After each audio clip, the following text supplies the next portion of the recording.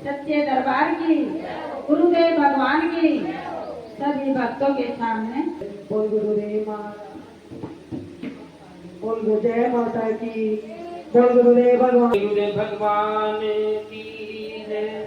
बोलिए सच्चे दरबार की जय। आज गौशाला में गुरु जी का प्रोग्राम है आप सभी भक्तों के लिए।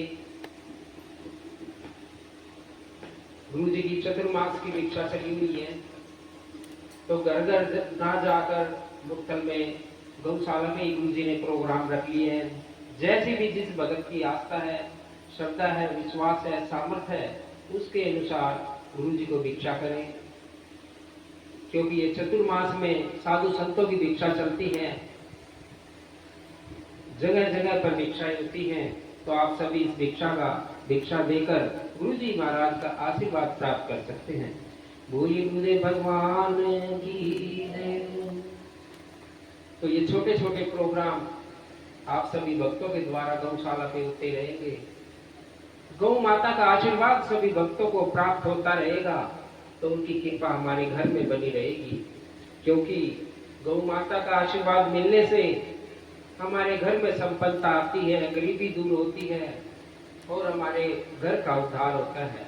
बोलिए गौ माता की जय। भगवान जोर से जयकारा लगा दो भाई। बोलिए गौ माता की जय। गौ माता की जय। माता समझो गाय को होवेगा कल्याण, माता के आशीष से सुख पावे संतान। जो माता पिता अपने घर में परिश्रम करते हैं, अपने बच्चों का ख्याल रखते हैं, आने वाली पीढ़ी के लिए कुछ न कुछ कमा के दे जाते हैं। इसी प्रकार से जो ये गौशाला है, ये गौ आपको जो आपने सेवा की है गौशाला की, वो भी आपके द्वारा आपके घर में आपके बच्चों को इसका आशीर्वाद मिलेगा। इस सच्ची सेवा को कोई आपसे छीन नहीं सकता है। कहते हैं गौ माता सनातन धर्म में हर घर में होनी चाहिए, लेकिन आज का जो समय का भाव है वो तेजी से समय बदल रहा है। हर बच्चे व्यस्त हैं, तो घर में एक गाय रखने से कोई उसका कार्य ठीक से कर पाए या ना कर पाए, उसमें भी बड़ी प्रॉब्लम हो रही है। कहते हैं जिस घर में गाय होती है, भगवान और गुरु और गाय तीनों की सेवा करना एक ही समान बताया गया हमारे शास्त्रों में। अगर इन तीनों की तुम सेवा करते हो तो एक ही समान है। किसी एक को भी चुन के इनकी सेवा कर सकते हो तो भी एक ही जगह ये सेवा चली जाएगी, आपकी ऊपर कृपा बनी रहेगी। क्योंकि सनातन धर्म में गाय को गौ माता माना गया है। कहते हैं अगर समय नहीं है गाय की सेवा करने के लिए या गाय को अपने घर में रखने के लिए नहीं है, तो उसमें आप एक गाय को गोद ले सकते हैं। किसी भी गौशाला में जाकर एक गाय को गोद ले सकते हैं। तो किसी भी गौशाला में एक गाय गोद ले सकते हैं अगर घर में गाय नहीं है। अब पूछोगे घर में अगर गाय नहीं है, गाय को गोद ले ले तो खर्चा भी बहुत होगा, कुछ मेरी बहन इस खर्चे से भी डर जाएगी। लेकिन मैं आपको एक बात बता दूं, खर्चा नहीं होगा गाय गोद लेने में। जो बहन अपने बच्चों को पालती है, कोई खर्चा होता है क्या? प्रेम चाहिए उसको, भाव चाहिए, कोई खर्चा नहीं है। मात्र 100 रुपए के महीने से भी एक गाय को गोद ले सकते हो। पैसे से प्रेम नहीं खरीदा जा सकता, भाव नहीं खरीद सकते। भाव से और प्रेम से ये सेवा ले सकते हो प्यारे। पैसे से ये गाय नहीं मिलेगी, ना भगवान मिलेंगे, ना गुरु मिलेंगे। इस भाव से मिल जाएंगे आपको। कहते हैं महाराज दिलीप हुआ करते थे, चक्रवर्ती सम्राट थे। उनके घर पे कोई संतान नहीं थी। सब गुरुओं को, साधु संतों को उन्होंने दिखाया, अगर हमारे घर पे कोई संतान नहीं है तो हम क्या करें गुरुदेव भगवान। सारे तरह के उपाय कर लिए, उनके घर पे कोई संतान नहीं थी। सच्ची घटना है, किताब के ऊपर यही बता रहा हूँ, राजाओं महाराजाओं के टाइम की। उनके घर पे कोई संतान नहीं थी, तो सारे उपाय कर लिए। सभी साधु संतों ने जैसे भी बताए सारे उपाय किए, कोई भी काम नहीं आया उपाय। तो अंत में कहते हैं गुरुदेव महाराज ने बताया, उनको बताया, अंत में बताया सारे उपाय कर लिए, कोई फायदा नहीं हुआ दिलीप महाराज को, चक्रवर्ती सम्राट।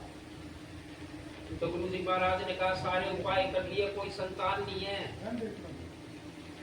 एक उपाय बच गया है, सिर्फ गाय की सेवा कर लो।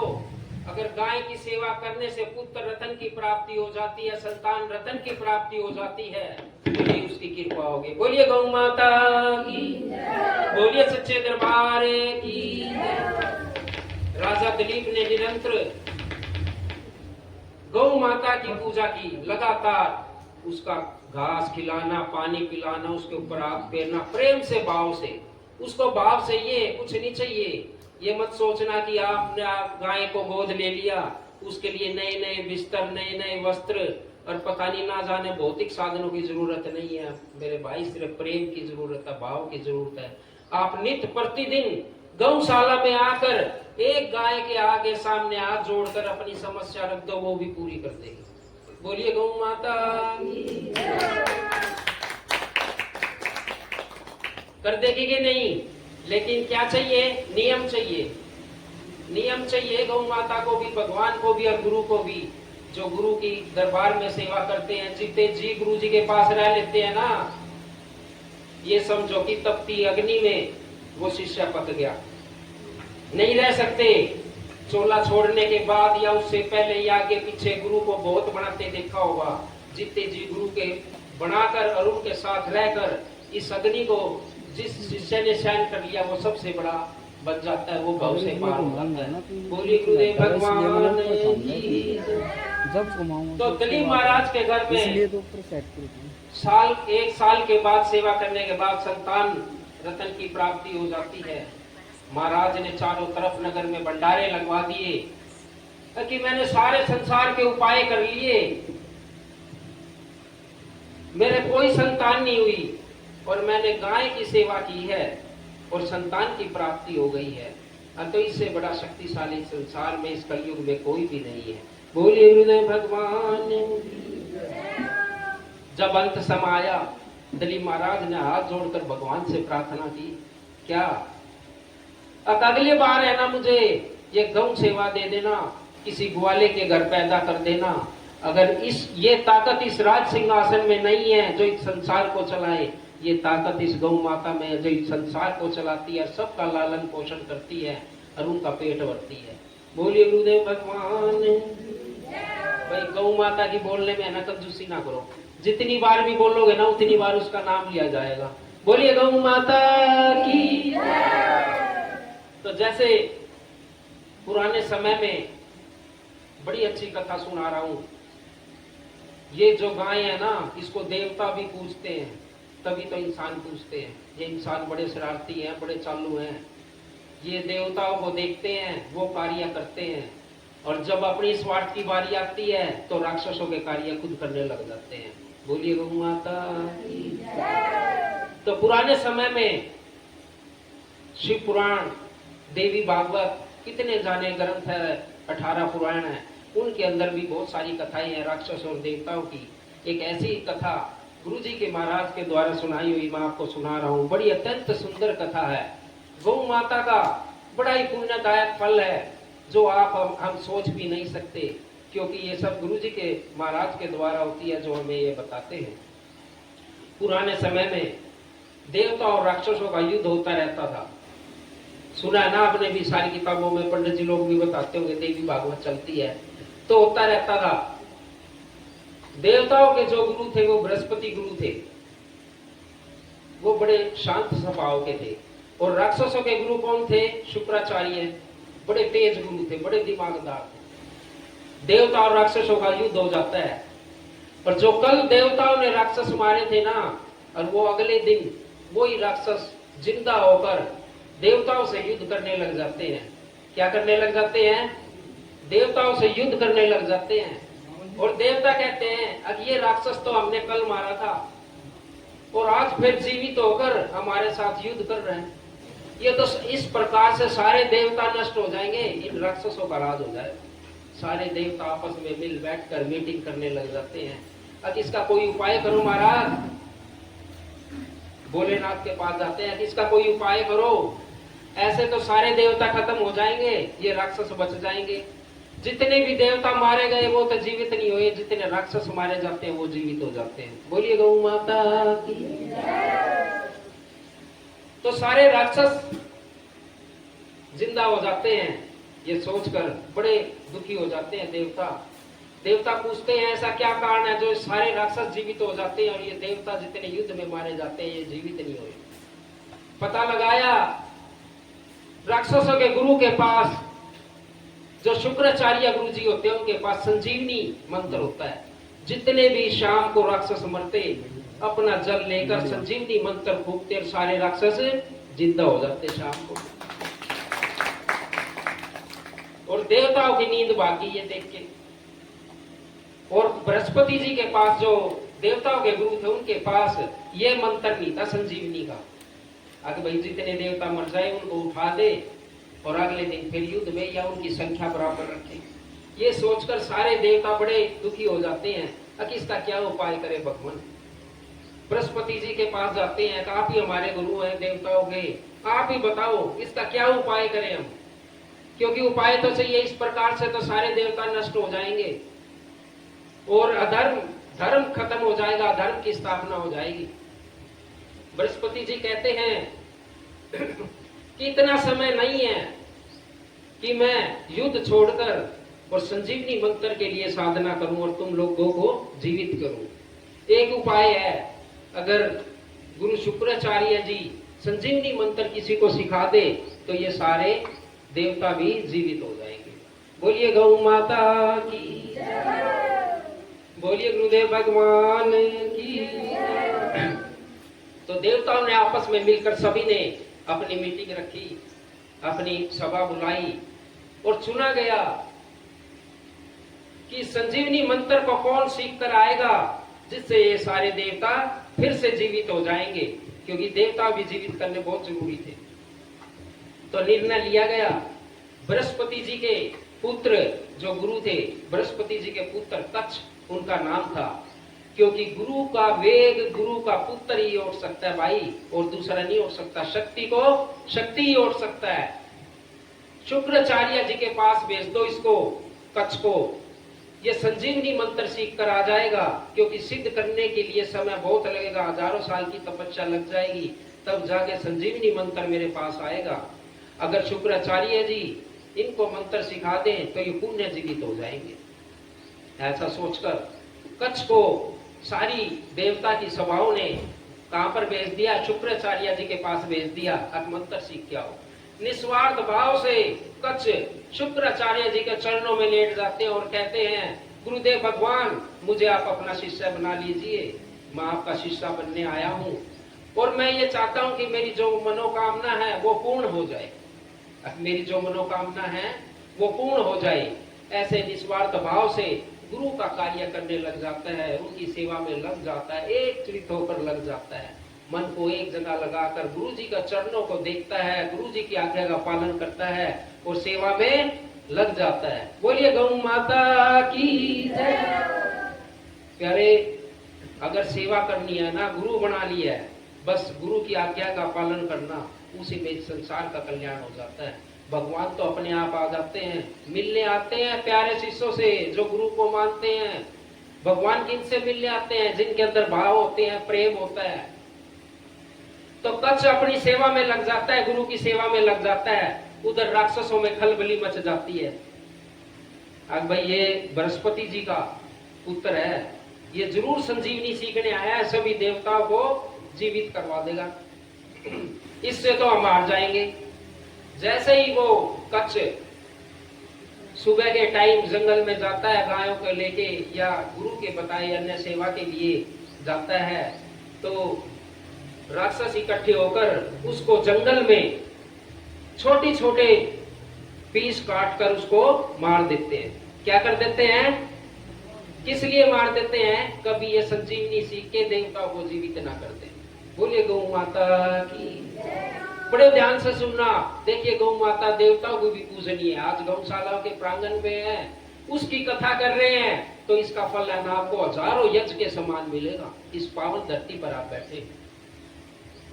तो राक्षसों ने कच्छ के साथ क्या किया? उसके छोटे छोटे पीस काटकर भेड़ियों के सामने, शेर के सामने, अन्य जंगली जानवरों के सामने डाल दिए। अब इसको खा जाएंगे, ये कभी भी जीवित नहीं होगा।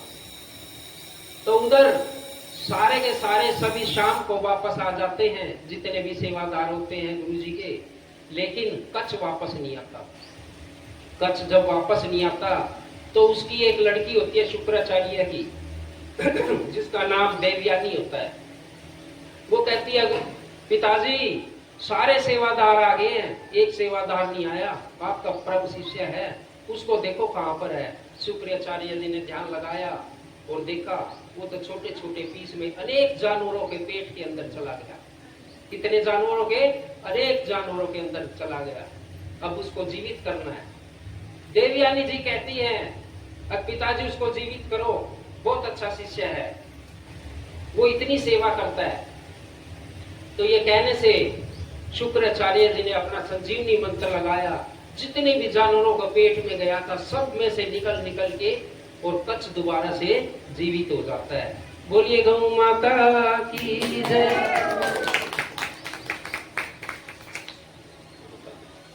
तो कच्छ जीवित हो जाता है और शुक्राचार्य जी के पास आ जाता है। देवयानी देख के बड़ी खुश होती है। शुक्राचार्य जी की लड़की होती है देवयानी। चलो बहुत अच्छा।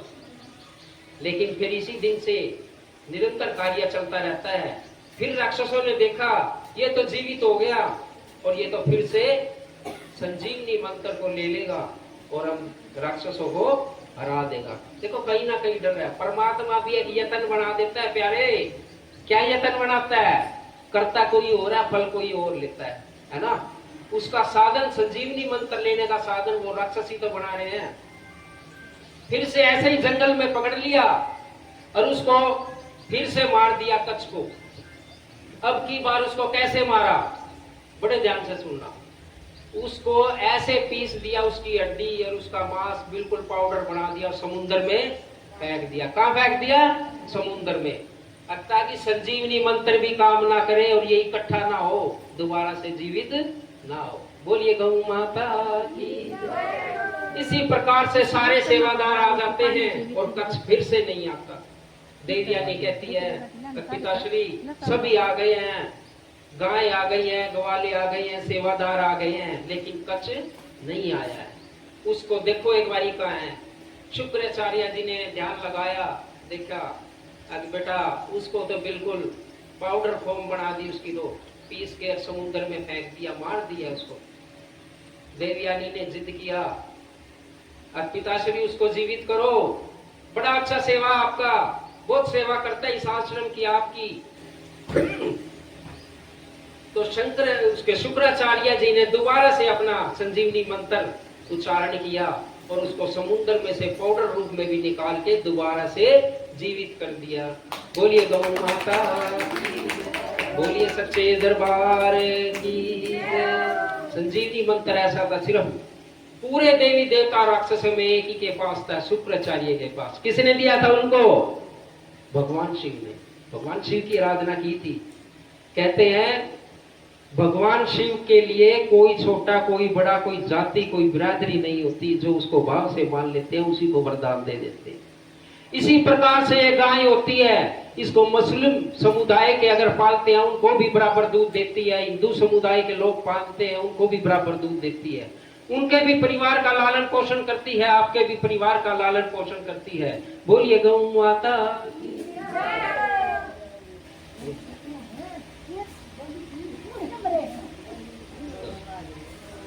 तो उनके भी परिवार का लालन पोषण करती है और दोबारा से कच्छ को जीवित कर दिया जाता है। अब राक्षसों में ओढ़ लग जाती है, अगर इस व्यक्ति को, इस कच्छ को नहीं मारा, ये बृहस्पति जी का पुत्र है। बृहस्पति जी कौन है? देवताओं के गुरु हैं। अगर इसको नहीं मारा ना, अब की बार ये अवश्य ही संजीवनी मंत्र लेके चला जाएगा और ये राक्षसों का अंत होना निश्चित है।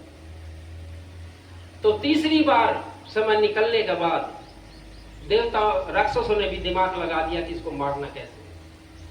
तीसरी बार उसको जंगल में घेर कर मार दिया, मार कर उसको जला दिया और उसकी जो भस्म बनी वो मदिरा में मिला दी। कहाँ मिला दी?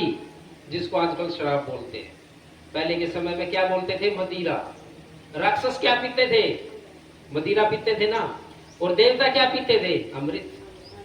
तभी तो धर्म की स्थापना हुई।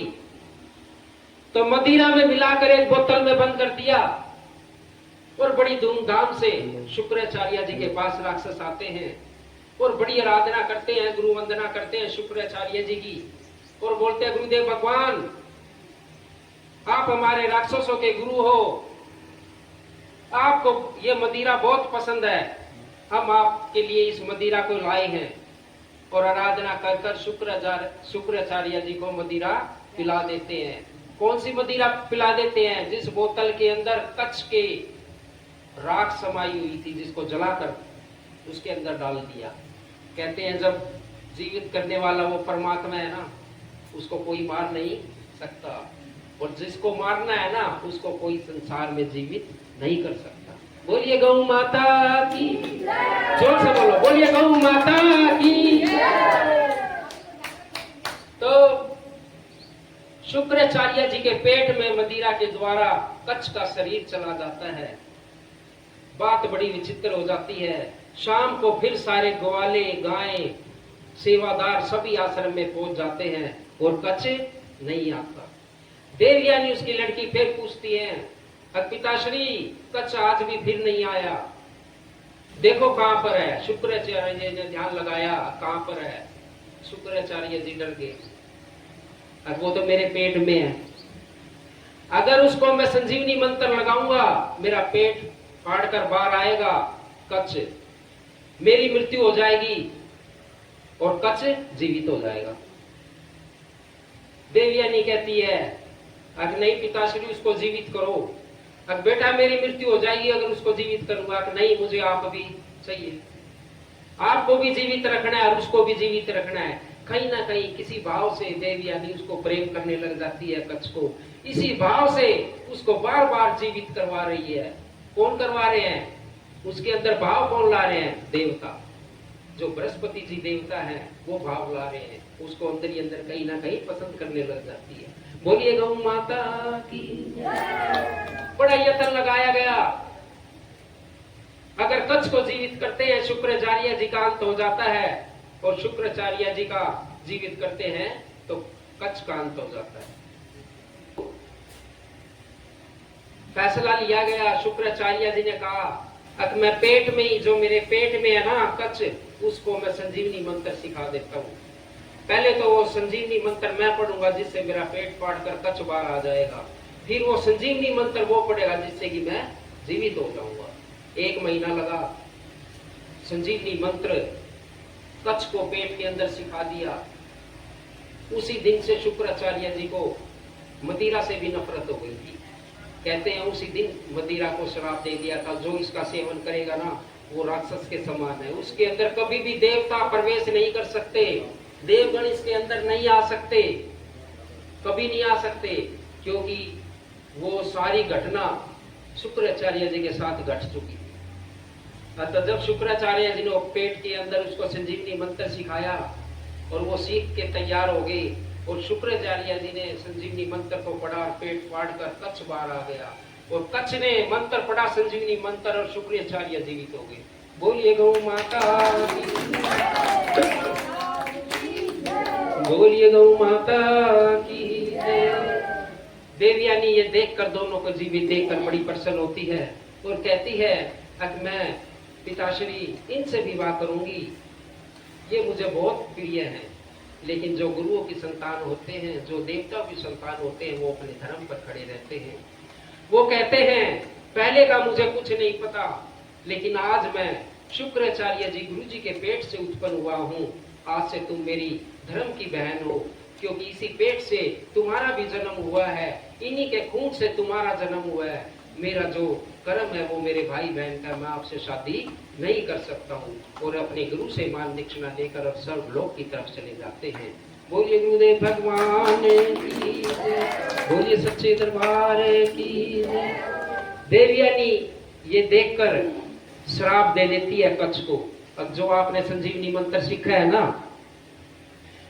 जब इसकी जरूरत पड़ेगी ये निष्फल हो जाएगा, ये काम नहीं करेगा। किसको श्राप देती है? कच्छ को। ये बात सुनकर और वो चला जाता है देवलोक में। सारे देवता इकट्ठे हो जाते हैं। कहा भाई कच्छ सीख लिया संजीवनी मंत्र? कहा प्रभु सीख लिया। एक बुरी खबर है, एक अच्छी खबर है।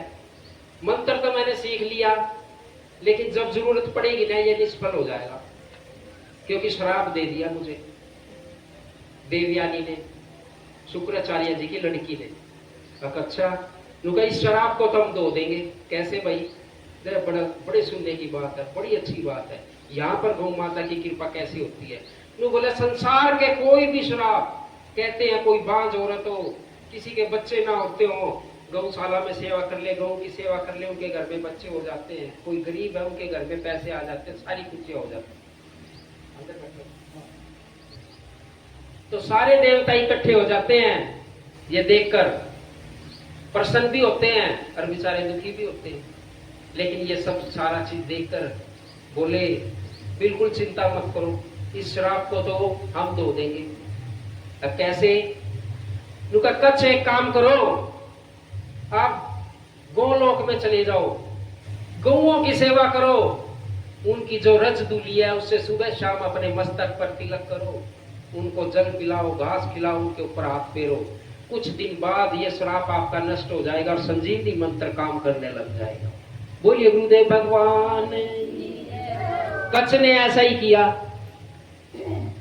कच्छ ने ऐसा ही किया और गौलेक में जाकर गौलोक में चले गए और वहां पे सेवा करने लगे। सेवा करते करते एक दिन वो श्राप मुक्त हो जाते हैं और संजीवनी मंत्र काम कर जाता है। उस दिन के बाद से, क्योंकि देवता भी इस गाय को पूजते हैं, जितने भी श्राप है ना इस संसार में, या देवताओं को मिले या किसी इंसान को, सिर्फ एक ये गाय ऐसी है जो इन श्राप को खत्म कर सकती है। बोलिए गौ माता की जय, माता की जय। जब गाय नहीं होंगी गोपाल कहाँ होंगे?